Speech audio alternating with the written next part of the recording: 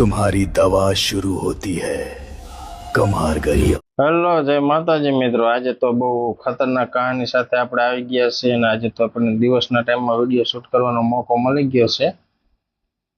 તો આપણે તમે ડોક્ટર ડેથ નામનું ઘણા લોકોએ નામ સાંભળ્યું છે, ઘણા નહીં સાંભળ્યું હોય, પણ ડોક્ટર ડેથની આ કહાની છે. તો કહાનીની શરૂઆત આપણે કરી કે 4-5 મિત્રો હતા ને ગામની આગળની ભાગની અંદર એક જૂની હોસ્પિટલ હતી એટલે એવું સાંભળવામાં આવ્યું હતું કે ત્યાં ડોક્ટર ડેથની આત્મા ભટકે છે.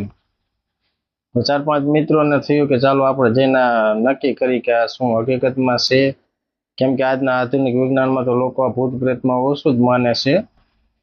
તો 4-5 મિત્રો પછી અહીંયા રાત્રિના 2 વાગ્યાના ગાળામાં ગયા અને નક્કી કર્યું કે આજે હોસ્પિટલના ખૂણે ખૂણો ચેક કરી લેવો છે શું સાચે જ છે. પછી તે રાત્રિના સમયે હોસ્પિટલમાં અંદર પ્રવેશ કર્યો અને આજુબાજુ જોવા લાગ્યા. ત્યાં અચાનક એમને અવાજ આવ્યો કે બારણું જે હોય મેઇન ગેટ તે અચાનક બંધ થઈ ગયો અને લોકોને એવું થયું કે આ તો હવાના કારણે થયું છે. પછી ધીમે ધીમે જે સ્ટ્રેચર આવે, જે દર્દીઓને લઈ જવા માટેના સ્ટ્રેચર આવે તેના ટાયરોનો એટલે જે નાના નાના પૈડા આવે એનો અવાજ આવવા લાગ્યો. તો લોકો 4-5 મિત્રો તો બધા ડરી ગયા અને વિચારવા લાગ્યા કે આ શું, આ તો હકીકતમાં કંઈક સ્ટ્રેચર ચાલતું એવું લાગે છે. જે તરફ અવાજ આવતો તે તરફ તે આગળ વધવા લાગ્યા.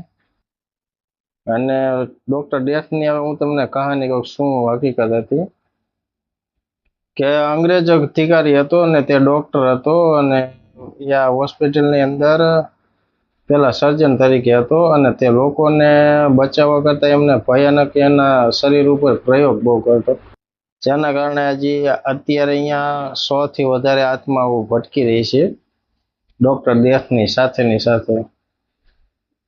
તો તે હજી એની આત્મા એવું કહેવામાં આવે છે કે હજી હાલની અંદર તે તેના આગલા દર્દીની રાહ જોઈ રહી છે. તો એટલી વારમાં મિત્રોને આ કહાનીની તો બધી ખબર જ હતી, પણ છતાંય તે તેની અંદર ફરવા લાગ્યા. તો સ્ટ્રેચરનો અવાજ આવ્યો અને ધીમે ધીમે તે આગળ હોસ્પિટલની અંદર ફરવા લાગ્યા. એટલામાં એવું લાગ્યું કે સફેદ કોટ પહેરેલો અને હાથની અંદર જે સર્જન